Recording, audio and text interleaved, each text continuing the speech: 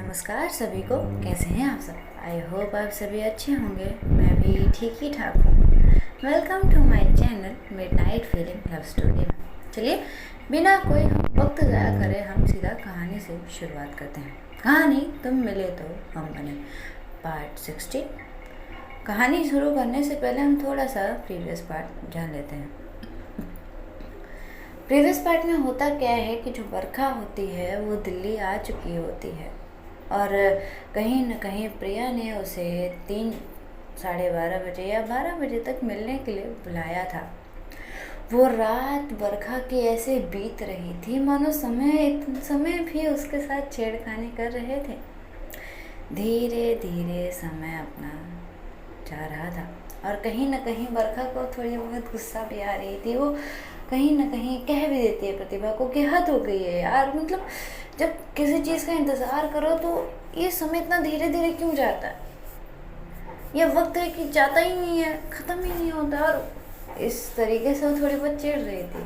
प्रतिभा देख रही थी बरखा की ये सारी हरकतों को। प्रतिभा जो कि इतनी शांत बैठी हुई थी, वो एक टक देख रही थी बरखा की सारी बचकानी हरकतों को, जो कि वो सबके सामने नहीं लाती है, वो सिर्फ प्रिया के लिए होती है।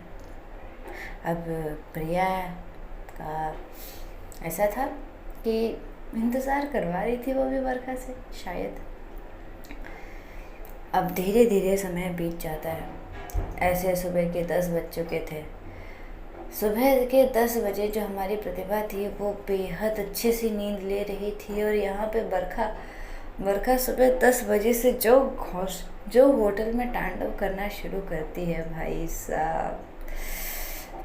पहले वो 2-3 बार प्रतिभा को उठाती है और प्रतिभा उठ नहीं रही थी, क्योंकि प्रतिभा अपने फेस पे चादर थोड़ा सा खींचते बोलते कि क्या है, सोने देना यार, क्यों परेशान कर रही है तुम मुझे? एक तो ना रात भर तो खुद सोई है और ना तुम मुझे सोने दे रही है, क्या है यार? तभी बरखा बोलती है कि अरे यार उठ जा ना, हमें जाना भी, हम लेट ना हो जाए यार, उसने मिलने के लिए बुलाया। तभी प्रतिभा बोलती अरे यार तेरी बंदी ने तुझे मिलने के लिए बुलाया तो तू जाना, क्या मुझे क्यों परेशान करे, जा यहाँ से जा, परेशान मत हो मुझे। तभी बरखा बोलती आई यू श्योर मैं जाऊँ अकेले? तो प्रतिभा पता नहीं क्या सोचते, फिर उसके बाद उठ के बैठ जाते, बोलती कि तेरे जैसा दोस्त ना, अब मैं क्या ही बोलूँ, मैं जा रही हूँ। और जाती है, वो फ्रेश होती है, थोड़ा सा अपने पैरों को पटकते हुए जाती है गुस्से में। बरखा थोड़ी सी हंसती है। अब धीरे धीरे वो फ्रेश अप होती है। फिर सारी चीज़ें सेटअप करने में बरखा को प्रतिभा को दोनों को थोड़ा सा वक्त लग जाता है और यहाँ 11-11:30 बज चुके थे। अब यहाँ से ये दोनों तुरंत उस रेस्टोरेंट की तरफ निकल जाते हैं। वहाँ पहुँचते हैं तो देखते हैं कि जो एक लड़की है जो कि अपने आप को पूरी तरह से कवर करके रखी हुई है। प्रतिभा जैसे ही वो देखती है उस लड़की को, उसको थोड़ा सा अजीब लगता है, क्योंकि वो लड़की ने एक, हम बोल सकते हैं ना, कोई शॉल या कोई ओढ़नी जैसी जो चीज़ें होती हैं ना, उनसे पूरा कवर करके रखा था। उसका फेस के सिर्फ आंखें दिख रही थी और कुछ नहीं। बरखा जैसे ही देखती है उसके चेहरे पे बड़ी प्यारी सी स्माइल आ जाती है और वो स्माइल के साथ बोलती कि हाय कैसी हो? तभी वो लड़की एक सॉफ्ट सी वही आवाज़ में, जी नमस्ते, कैसे हैं आप लोग? तभी प्रतिभा बोल पड़ती कि ओह तो ये है। तभी बरखा अपने सर हिलाते बोलते हाँ मैं सर हिलाती है। तभी प्रतिभा हाथ आगे करती है और हाथ आगे करके हैंडशेक करने के लिए हाथ आगे बढ़ाती तो है।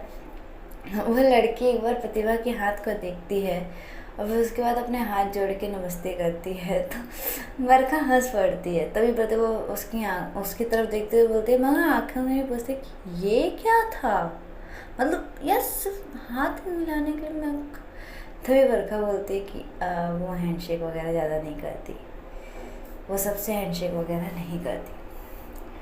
तभी प्रतिभा बोलती कि oh my god are you serious? बोलती क्या है यार प्लीज़। तभी प्रतिभा ओके।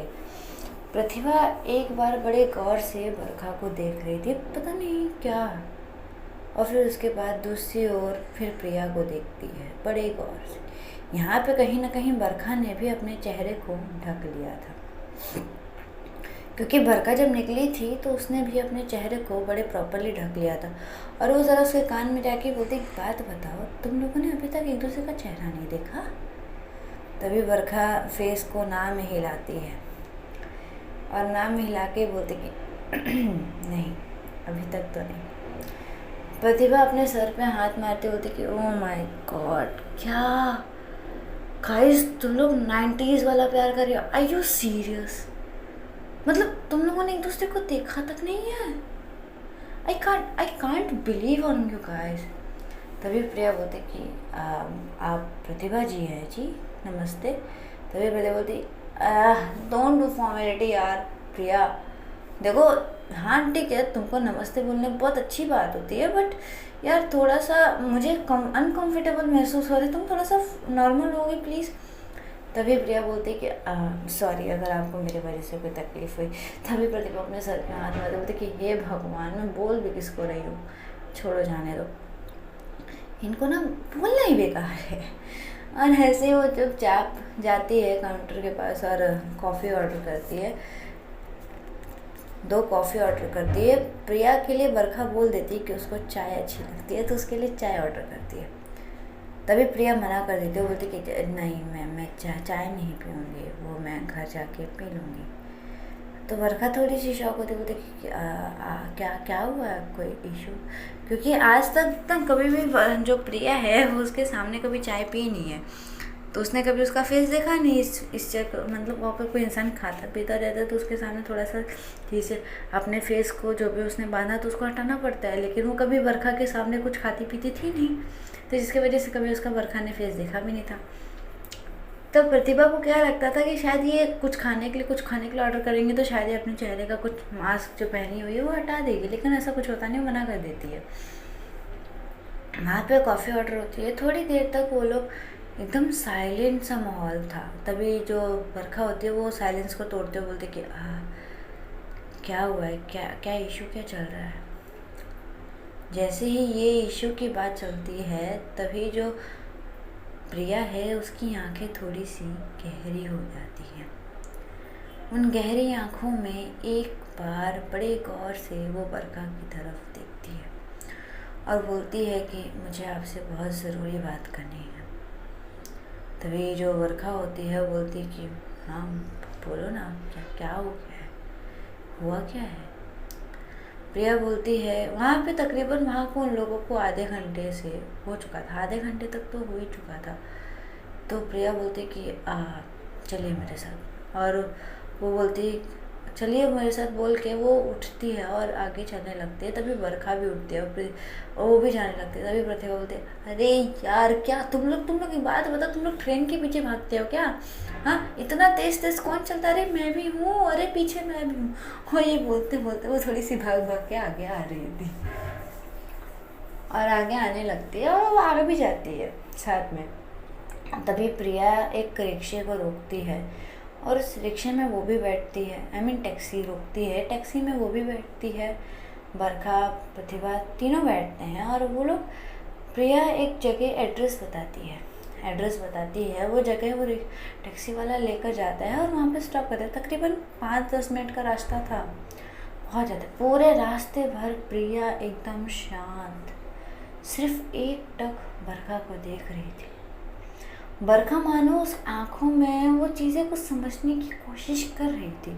हाँ, जो उस दिन कॉल पे बात हुई थी प्रिया और बरखा के बीच में रात में, वो बात कुछ ऐसी थी कि उसने बोला था बरखा को कि यहाँ पे कुछ भी ठीक नहीं चल रहा। जब बरखा ने उससे पूछा था कि क्या हुआ है, क्या प्रॉब्लम है, तभी प्रिया ने बोला कि यहाँ पे कुछ ठीक नहीं, मुझे आपसे मिलना है, बहुत ज़रूरी बात करनी है आपसे। शायद ये चीज़ बरखा समझ चुकी थी और वो यही समझ के वो शायद जल्दी दिल्ली आ चुकी थी। वो जगह पे वो लोग पहुंचते हैं। पहुंचने के बाद सभी उतरते। वो जगह काफ़ी सुनसान थी, बहुत सुनसान, मानो उस जगह पे बहुत टाइम से कोई नहीं आया हो। तो कुछ ऐसी सी वो जगह थी। वो जगह पे जब ये तीनों उतरते हैं तभी प्रतिभा बोलती है, एक बात बताओ प्रिया, कुछ तुम चुड़ैल बुड़ैल तो नहीं हो ना, मतलब यहाँ पे कुछ खाने वाने का। तभी प्रिया जो थी वो उसे घूर के देखती है, तभी बरखा भी कहीं ना कहीं प्रतिभा को गुस्से घूर के देखती है। तभी बोलती, अरे यार ऐसी जगह कौन लाता है, ऐसी सुनसान रास्ता, आजू बाजू कोई नहीं है, डर लगता है यार, समझा कर चीज़ों को। तो जो बरखा थी वो बोलती है कि चुप करेगी तू, तो बरखा चुप हो जाती, प्रतिभा चुप हो जाती है, वो साइड में खड़ी हो जाती है। अब जब होता है तो वो पहली दफ़ा थी जब प्रिया ने बरखा को बोला था कि मुझे आपको देखनी है। जब ये होता है तो बरखा थोड़ी सी शॉक हो जाती है कि मतलब क्या हो गया, और वो उसकी तरफ देखती है। तभी प्रिया उसके पास आती है, उसके पास आके वो पहली दफ़ा उसके हाथों में हाथ रख के बोलती कि कैन आई सी यू। मानो वो परमिशन मांग रही थी बरखा से बेहद प्यार से। बरखा एक टक उसकी आंखों में देख रही थी, और आंखों में देखते देखते ही उसके चेहरे पे जो मास्क थी वो हटा देती है, उसके सर पे जो कैप थी वो हटा देती है। प्रतिभा जो थी वो समझ सकती थी इन दोनों के मूवमेंट को, तो वो ज़्यादा कुछ डिस्टर्ब करती नहीं है, वो साइड में खड़ी थी।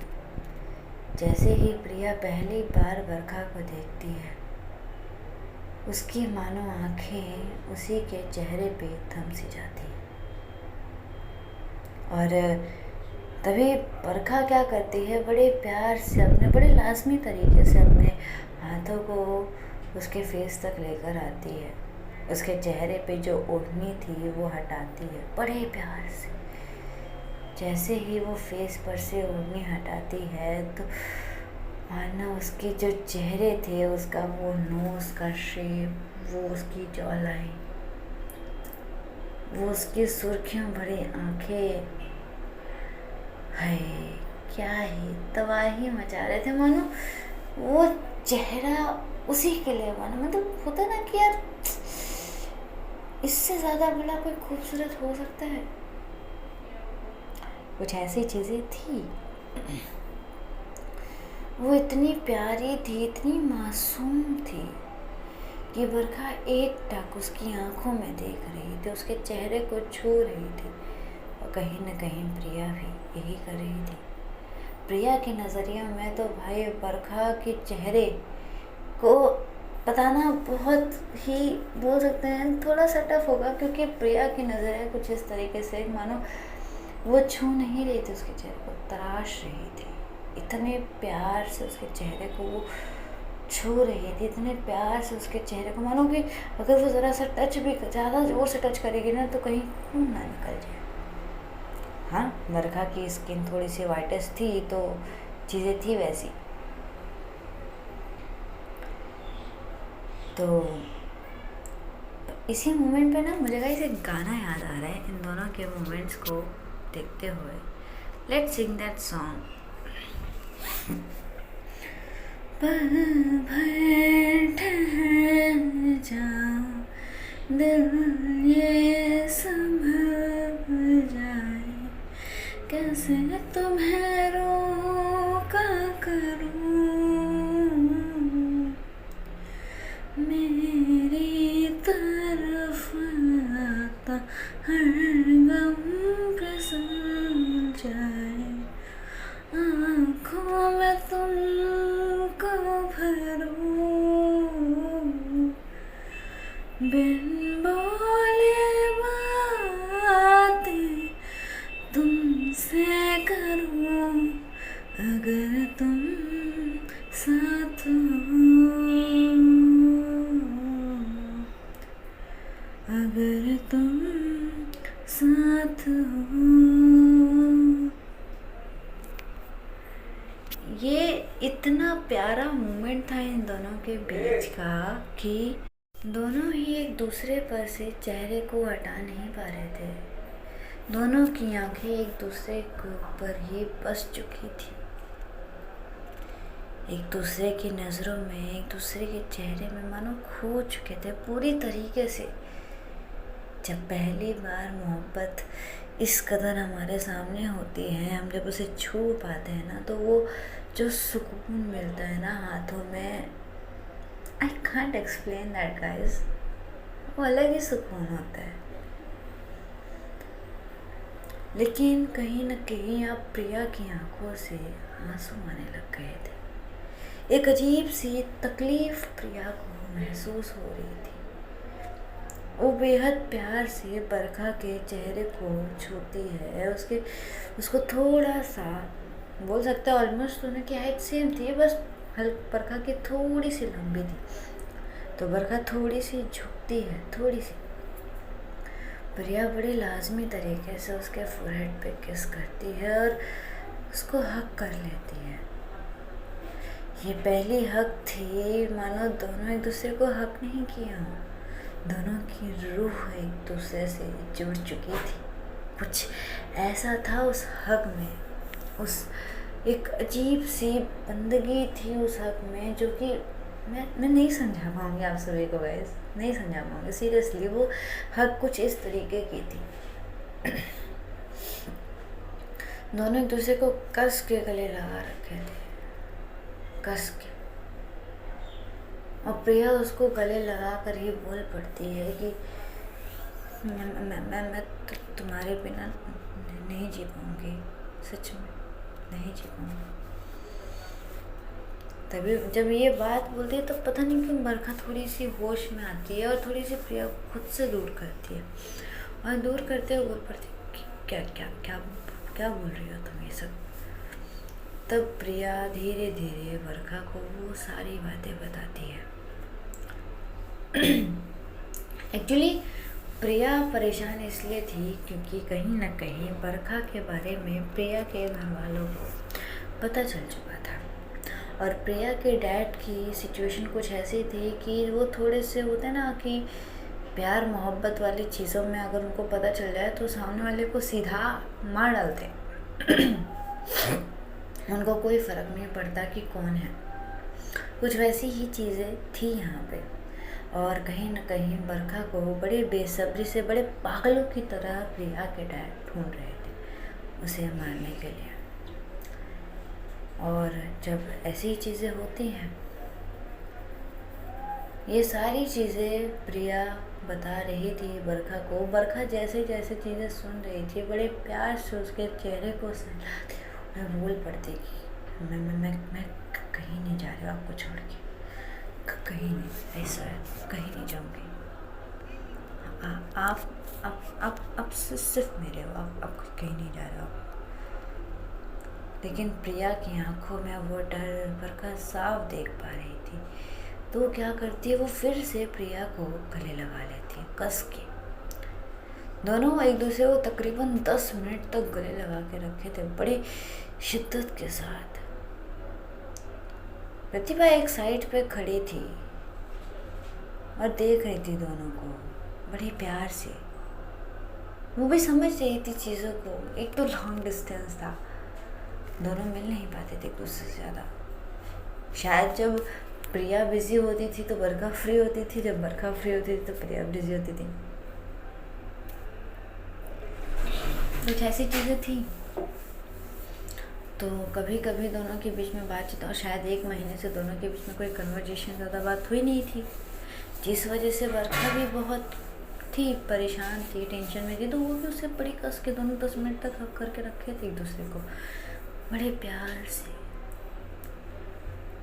तभी जैसे ही प्रतिभा भी देख रही थी, तभी थोड़ी सी उसकी नज़र वो साइड में देखती है। तो जैसे ही वो देखती है, उसकी आंखें बड़ी हो चुकी थी। अब वो कुछ बोलने जाएगी, प्रिया भी तभी अपनी आंखों को खोलती है। एक्चुअली दोनों हक करके रखे थे तो प्रिया पीछे का चीज़ें देख सकती थी। मैंने क्या कहा, दोनों की ऑलमोस्ट हाइट सेम थी। तो जैसे ही प्रिया देखती है तो वो क्या करती है, वो तुरंत बरखा को तुरंत अपने खुद से दूर करके साइड में थोड़ी सी पुश करती है, और जैसे ही पुश करती है वहाँ से एक गोली की आवाज़, और यहाँ पे एक चीख की आवाज़। प्रतिभा जोर से चिल्ला पड़ती है, बरखा। और उस चीख के बाद एक और गोली की आवाज़, तभी एक और चीख की आवाज़ में मानो पूरी अलग सी शांति आ चुकी थी। वहाँ पर पूरी तरीके से वहाँ पे एक सन्नाटा, नहीं तो ऑलरेडी वो जगह इतनी ज़्यादा शांत थी कि कुछ भी हल्की सी भी हम चीख करेंगे तो बहुत ज़ोर से सुनाई देता था वो चीज़, और वो तो फिर भी गोली की आवाज़ थी। हाँ, ये गोली और किसी ने नहीं, जो बरखा के लिए चली थी वो गोली और किसी ने नहीं, प्रिया के डैड ने चलाई थी।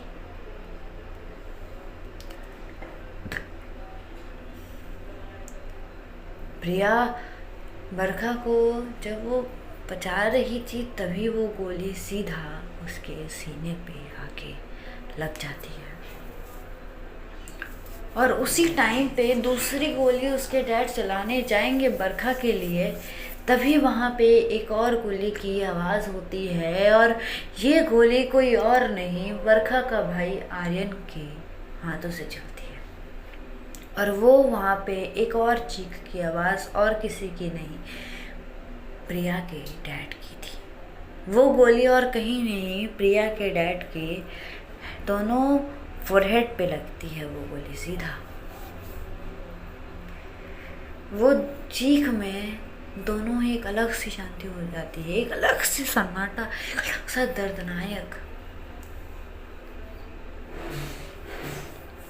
बारिश बहुत जोर से होने लग जाती है, मानो ये बारिश भी आज खुद को संभाल नहीं पा रहे थे। वो भी अपना दर्द ज़ाया कर रहे थे। कहीं न कहीं बरखा भी जैसे ही वो प्रिया की हालत ये देखती है, वो खुद को संभाल नहीं पा रही थी। वो पागल हो चुकी थी पूरी तरीके से। वो बोल पड़ती, प्रतिभा जल्दी चलना यार, प्लीज़ हॉस्पिटल चलते, जल्दी चलना यार, क्या क्या क्या कर रही है तू, प्लीज़ चलना यार, प्लीज़ ना। बरखा बहुत घबरा चुकी थी, बहुत ज़्यादा। उसके हाथ पैर पूरे कांप रहे थे, उसके आंखों से आंसू बह रहे थे। वो बार बार प्रिया को उठा रही थी, प्रिया उठो ना, तुमने वादा किया था, तुम कभी नहीं जाओगी छोड़ के, प्रिया उठो ना, प्रिया हमें तुम मिले थे यार, तुम प्रिया प्लीज़ उठो ना, प्रिया नहीं जा सकते ना तुम, प्रिया उठो ना प्लीज़। और वो ऐसे कर करके वो बार बार प्रिया को उठा रही थी।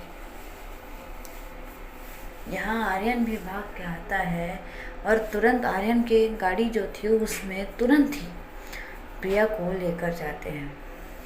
प्रतिभा उस समय, जो आर्यन था वो कुछ बोलता नहीं है प्रतिभा को, वो तुरंत बरखा को देखता है, प्रिया को उठाता है, बरखा उठाती है, और वो तुरंत गाड़ी में बैठती है और वहाँ से निकल जाती है। यहाँ जो थी बरखा, यहाँ जो थी प्रतिभा, वो भी वहाँ से एक टैक्सी करती है, वो भी आ जाती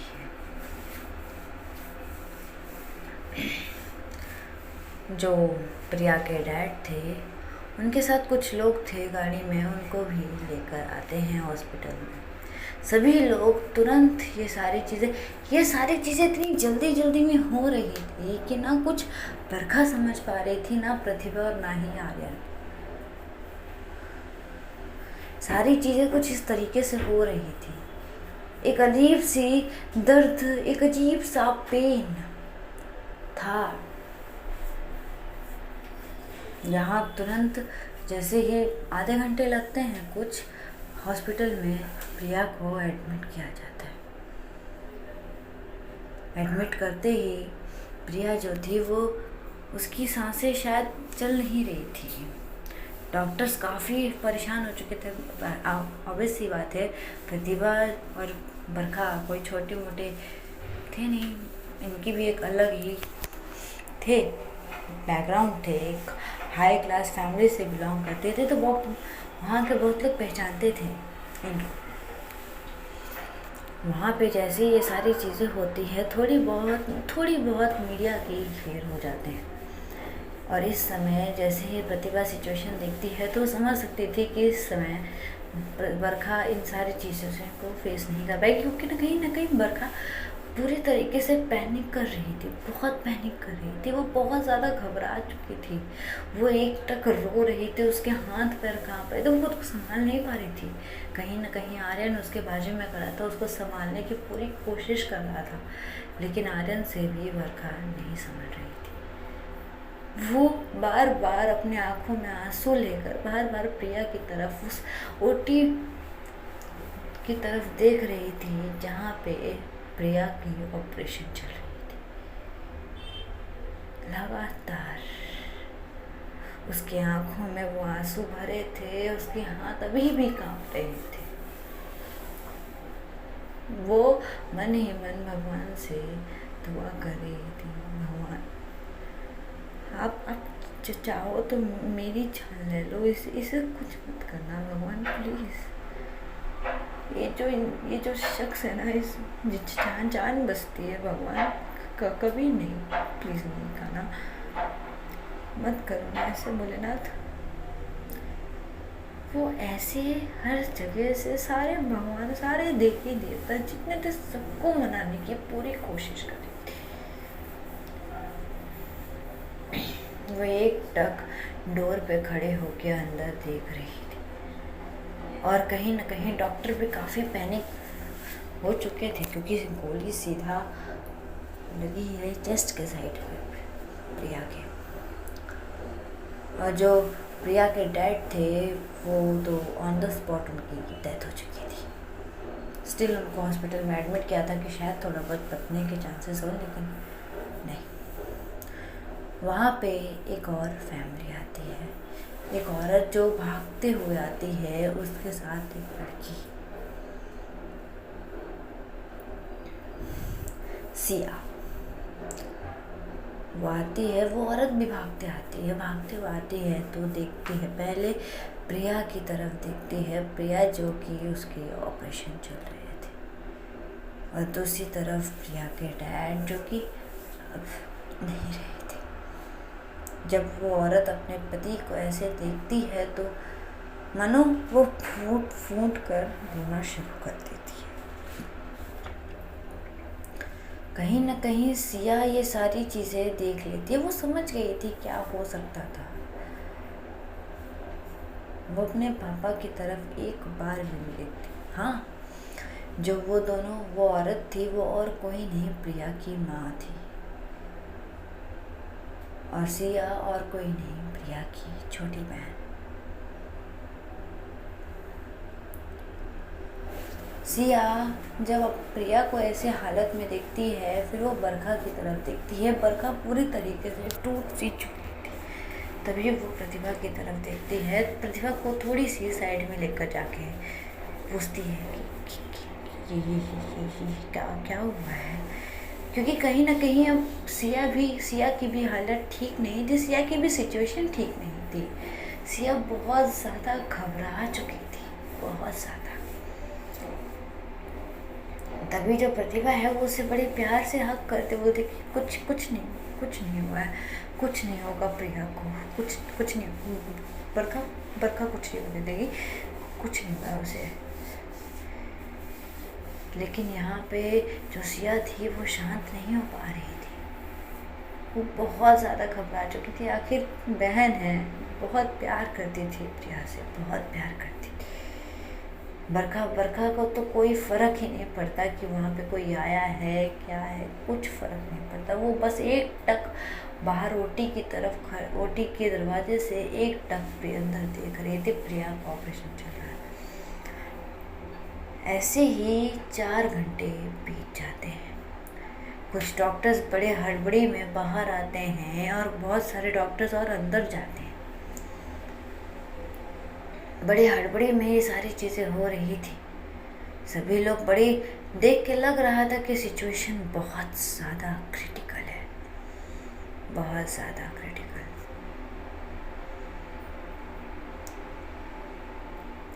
ऐसे ही धीरे धीरे और भी समय बीत जाते हैं। समय मतलब 3-4 घंटे और बीत जाते हैं। शाम के 7 बज चुके थे, 7-8 कुछ ऐसे। सिचुएशन ये थी कि अभी तक कोई खोज खबर नहीं थी। प्रिया के डैड को ऑपरेशन से हॉस्पिटल से हटा देते हैं, निकाल देते हैं, मतलब ले जाते हैं। उनका जो हिंदू धर्म के हिसाब से जो होता है वो सारी चीज़ें करने लगते हैं। उनको जलाना, उनका त्याग मतलब जैसे करते हैं ना मरे हुए इंसान के साथ हिंदू धर्म में कैसे क्या होता है, जलाना, फिर उसके बाद मटकी फोड़ना, वही सारी चीज़ें कर रही थी। वहाँ पे अगर कोई नहीं था तो वो सिया नहीं थी, क्योंकि सिया अपनी बहन के पास थी। तकरीबन थोड़ी देर बाद वहाँ से डॉक्टर निकलते, 1-आधे घंटे बाद और से डॉक्टर निकलते हैं। डॉक्टर बड़े ही सर को झुकाए हुए थे, एक अजीब सी उदासी वो देख पा रही थी बरखा डॉक्टर के चेहरे पे। जैसे ही डॉक्टर बाहर आते हैं, बरखा सीधा डॉक्टर का कॉलर पकड़ लेती है, और कॉलर पकड़ के आंखें उसकी इतनी लाल हो चुकी थी, इतनी ज़्यादा लालीपन आ चुकी थी बरखा की आंखों में, मानो खून उतर चुका है। डॉक्टर अभी भी अपने सर झुकाए हुए थे। बरखा बड़े गुस्से में बोल पड़ती, डोंट टेल मी। तभी डॉक्टर बोलते हैं कि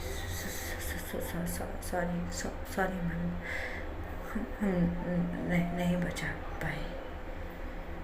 भाई साहब, ये सुनने के बाद जो आसमान गिरता है ना सबके ऊपर।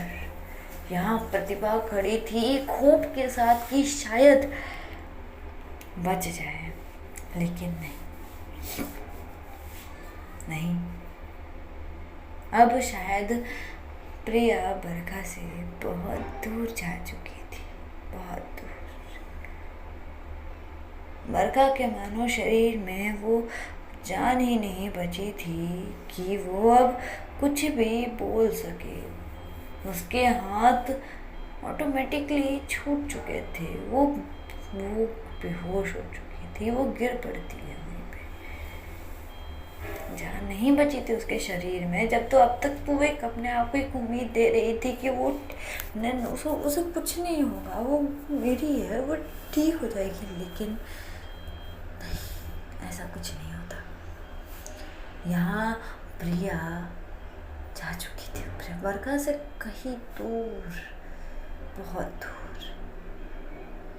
जिसे शायद अब बरखा भी नहीं पा सकती। और बरखा बेहोश हो जाती है। बरखा को एक जगह लिटाते हैं।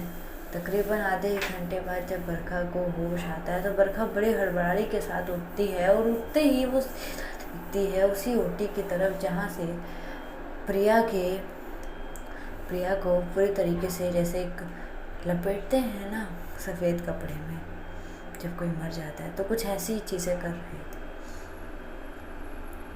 यहाँ जैसे ही उसके फेस को ढकने लगते हैं, तभी बरखा वो जो वहाँ पे एक डॉक्टर था उसका कॉलर पकड़ के पीछे पुश करती, बोलती कि हाउ डेयर यू, मार डालूंगी मैं तुम्हें। अगली बार से उसके चेहरे को छुआ भी तो शी इज जस्ट, इसे कुछ नहीं हुआ। ये सब क्या है, निकालो उसे। वहाँ के सभी लोग बरखा की हालत समझ रहे थे। कहीं ना कहीं यहाँ पे सिया की भी हालत अब ठीक बिल्कुल नहीं थी। सिया भी पूरी तरीके से टूट चुकी थी। प्रतिभा किसको संभाले? आर्यन भी संभालने की कोशिश कर रहा था बरखा को, बहुत कोशिश कर रहा था, लेकिन आर्यन को भी पता था कि वो क्या बोल के संभालेगा, क्या बोल के वो अपनी बहन को समझाएगा अब तक तो ये समझाते आ रहा था कि कुछ नहीं होगा उसे, वो ठीक हो जाएगी, लेकिन अब वो जब है ही नहीं तो वो क्या बोले, किस चीज़ का उसे दिलासा दे। बरखा इतना ज़्यादा पैनिक कर रही थी, इतना ज़्यादा गुस्से में आ चुकी थी, मजबूरन डॉक्टर को, वहाँ के डॉक्टर को उसे इंजेक्शन देना पड़ता है बेहोशी का। और जैसे ही ये सारी चीज़ें सलोनी पढ़ती है, उसके हाथों से अब बुक छूट के गिर चुकी थी। उसके हाथों में अब जान नहीं बची थी कि वो बुक वो कैपेबिलिटी के साथ उठा सके। एक अजीब सा दर्द, एक अजीब सी पेन उसे अपने दिल में महसूस हो रही थी, एक अजीब सा भारीपन से लग रहा था अपने दिल में, जो कि वो संभाल नहीं पा रही थी, बिल्कुल नहीं। बहुत तकलीफ हो रही थी उसे।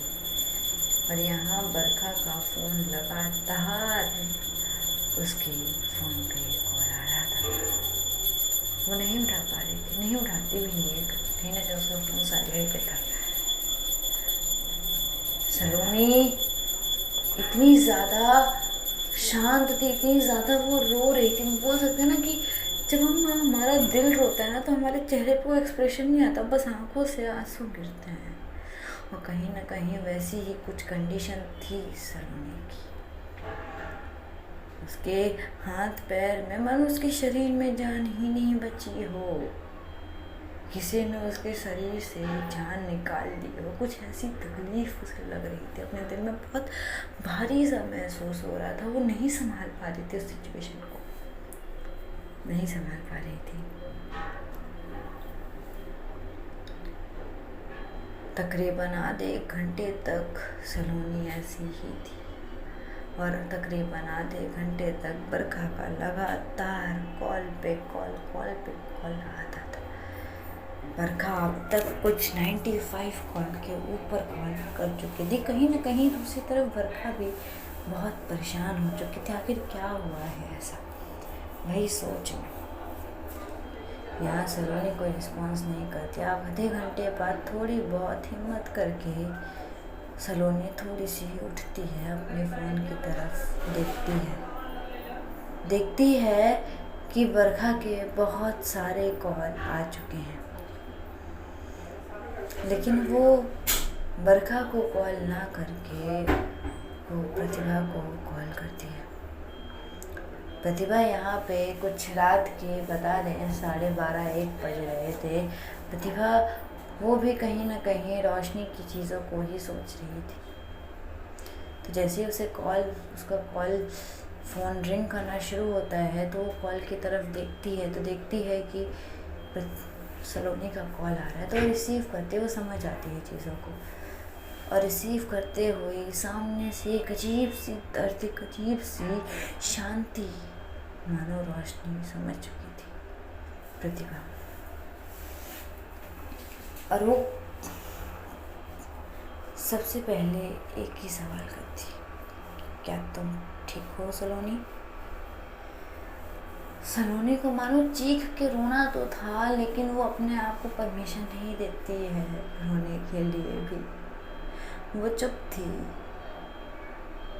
तभी थोड़ी देर तक कुछ चीज़ें ऐसी ही होती है, फिर प्रतिभा बोल पड़ती है, सलोनी कुछ बोलो तो, कुछ तो बोलो यार। तभी सलोनी बोल पड़ती है, उसके आगे क्या हुआ? तभी जो प्रतिभा थी वो थोड़ी सी शांत हो जाती है, और शांत होने के बाद 2-3 मिनट बाद वो बोलना शुरू करती है। उसके आगे बरखा को ज़बरदस्ती इंजेक्शन दिया गया था बेहोशी का। उसको तकरीबन आधे घंटे के लिए थोड़ा सा आधे घंटे के लिए बेहोश कर दिया था। नींद का इंजेक्शन देते हैं, 1-2 दिन तक हम लोग कुछ उस तरीके से ही उसको रखते हैं, क्योंकि हमें पता है बरखा की कंडीशन। वो बिल्कुल ठीक नहीं थी। यहाँ प्रिया की अंतिम चिता जल रही थी हम लोगों के सामने। मेरे भी आंखों से आंसू आ रहे थे, कुछ कर नहीं सकते थे हम लोग। मेरे दिल में एक अजीब सी घबराहट, एक अजीब सी दर्द थी कि अब क्या बोल के हम लोग बरखा को समझाएंगे, क्या बोल के उसे उस दर्द से बाहर निकालेंगे, क्या बोल के। कहीं न कहीं एक परेशानी सभी के चेहरे पे थी, कहीं न कहीं एक खौफ सबके चेहरे पे थी कि अगर बरखा को हल्का सा भी अंदाज़ा लगा तो वो क्या करेगी। इसी बात का डर था हम सभी को। और ऐसे करते करते 2-3 दिन बीत जाते हैं। 2-3 दिन बाद जो बरखा थी वो एक दिन उठती है तो क्योंकि उसको इंजेक्शन दिया गया था तो इंजेक्शन की डोज ख़त्म हो जाती है, और जैसे ही उसके इंजेक्शन की डोज ख़त्म होती है तो वो उठती है। वो शायद सारी चीज़ें समझ चुकी थी बरखा। वो उठती है और एक बार बड़ी गुस्से में प्रतिभा को देखती है। प्रतिभा हाँ उसके बाजू में बैठी हुई थी। कहीं बहुत दिनों से प्रतिभा भी नहीं सोई थी। हाँ उसकी आंखों को देख के पता चल रहा था। कई दिनों से आर्यन भी नहीं सोया था, वो भी बहुत परेशान था अपनी बहन के लिए, बहुत ज़्यादा। बरखा उठती है, एक बार आर्यन की तरफ देखती है, बड़ी गुस्से में देखती है, कॉलर पकड़ते हुए बोलती क्या क्या क्या क्या प्रिया के साथ बोलो। और थोड़ा सा गुस्से में उसे पुश करती है, तो जो आर्यन था वो बैलेंस नहीं था, वो गिर पड़ता है और गिरते हुए बोलते कि बरखा शांत हो जाओ, फॉर गॉड से बरखा प्लीज़ प्लीज़ शांत हो जाओ, संभालो अपने आप को प्लीज़, हमें अब निकलना चाहिए यहाँ से। आज रात की फ़्लाइट है, मुझे तो मुझसे कुछ नहीं सुनना है बरखा, हम यहाँ से जा रहे हैं। बरखा मानने को तैयार नहीं थी। वो बोलती है कि मैं नहीं जाऊँगी यहाँ से कहीं, नहीं मतलब नहीं। तभी आर्यन बोलता है कि शट अप बरखा, अब चुप हो जाओ, चलो तुम यहाँ से। मैं नहीं चाहता कि अब तुम्हारे ऊपर कोई भी तरीके का और भी कोई हमला हो, समझी बरखा। तभी बरखा बोल पड़ती कि भाई वो जो इंसान गया है ना, वो और कोई नहीं, मेरी मोहब्बत थी। और इतना बोलते हुए वो बैठ जाती है, वो टूट चुकी थी, उसकी आंखों से आंसू आने लगते हैं। तभी आर्यन उसके पास आते, उसको कस के गले लगा लेता है। और फिर उसके बाद ऐसे ही वक्त बीत जाते हैं। बरखा को संभालता बहुत मुश्किल हो रहा था, बहुत मुश्किल। आर्यन उसे वहाँ से दिल्ली से बनारस आ जाता है, कई मुश्किलों के बाद कह सकते हैं। दिल्ली आने के बाद बरखा का वही रवैया, वही गुस्सा, वही एक चिड़चिड़ापन, वही सैडनेस अब तक कह सकते हैं। उसके बाद से बरखा एक ऐसी इंसान बन चुकी थी जिसको कभी दर्द न महसूस होता था, न उसे कोई खुशी की खुशी होती थी किसी भी तरीके का। वो पहली बार मैंने बरखा के चेहरे पे स्माइल देखी थी, जो कि तुम्हें देख कर आई थी। और वो पहली बार जब मैंने तुम्हें पहली बार देखा था, मैं थोड़ी सी शॉक थी, क्योंकि कहीं न कहीं तुम्हारा चेहरा प्रिया से हल्का सा ही मिलता जुलता था। मैं थोड़ी सी इस वजह से शॉक हो चुकी थी। मुझे लगा कहीं तुम उसकी बहन तो नहीं हो, लेकिन बाद में पता चला कि नहीं, तुम उसकी बहन नहीं हो।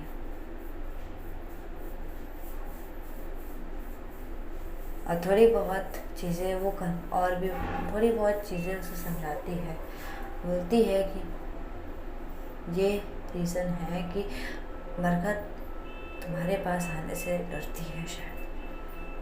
शायद वो अभी तक उन चीज़ों को वो अपने दिल से नहीं निकाल पाई है, क्योंकि कहीं ना कहीं उसके लिए एक दर्दनाक पास्ट था, और वो अभी भी उन चीज़ों से नहीं निकल पाए, तो इसका मतलब यही है कि अभी भी उसके दिल में वो दर्द है। सलोनी, मुझे पता है कि अगर बरखा के दिल में अगर कोई भी इस तकलीफ़ से निकाल सकती है तो वो सिर्फ तुम हो और कोई नहीं। सलोनी, उस दर्द को, उस दुख को निकाल दो। बरखा को उन सारी चीज़ों से आज़ाद कर दो। शायद मुझे बोलने की ज़रूरत भी नहीं है तुम्हें सलोनी, लेकिन उसे अकेला मत छोड़ना कभी। और ये बोलते हुए ही वो भी कॉल कट कर दी थी। बहुत ज़्यादा प्रतिभा भी, अब उसके भी आंखों में आंसू आ चुके थे, वो भी दर्द में थी। यहाँ जो बरखा थी वो बहुत परेशान थी, तो वो क्या करती है कि फिर से एक बार कॉल करती। इस बार जो कॉल करती है सलोनी पिक कर लेती है, और पिक करते हुए सामने से एक घबराई हुई आवाज़ बरखा को सुनाई देती। हेलो। बरखा जैसे ही वो आवाज़ सुनती है वो पूरी तरीके से सुस्त पड़ जाती है, और वो बोल पड़ती है कि क्या हुआ है आपको, क्या है। तभी जो सलोनी है वो बोलती कि आप मिल सकते हो, घर आ सकते हो क्या। बरखा कुछ सोचती नहीं, कुछ समझती नहीं है, वो तुरंत अपने कमरे में से निकलती है और सीधा कार की चाबी लेती है और कार में आने लगती है। आर्यन पीछे से रुकता तो है, बरखा कुछ नहीं सुनती और सीधा आने है सलोनी के घर के लिए। चलिए जानेंगे अब नेक्स्ट पार्ट में होता क्या है। हाँ, मुझे पता है गाइस, मैं आजकल स्टोरी बहुत थोड़ा सा लेट डाल रही हूँ। I am so sorry for that guys, लेकिन क्या करूँ, अब थोड़ी सी चीज़ें हैं कि मैं थोड़ी सी परेशान हूँ और घर की कंडीशंस भी कुछ ठीक नहीं चल रही हैं फ़िलहाल के लिए, और मेरी तबीयत भी थोड़ी सी ख़राब है, सर्दी है थोड़ी सी, थोड़ा बहुत फीवर वगैरह भी है, इसीलिए मैं थोड़ी बहुत डिले कर रही हूँ स्टोरीज डालने में। And I am so sorry for that seriously, but थोड़ा बहुत एडजस्टमेंट कर लीजिए आप लोग भी, ठीक है। तब तक के लिए चलिए नेक्स्ट पार्ट में मिलते हैं हम आप सभी से। तब तक के लिए अपना और अपने परिवार का ख्याल रखिएगा, खुश रहिए, खुशियाँ बांटिए। तब तक के लिए बाय एवरीवन।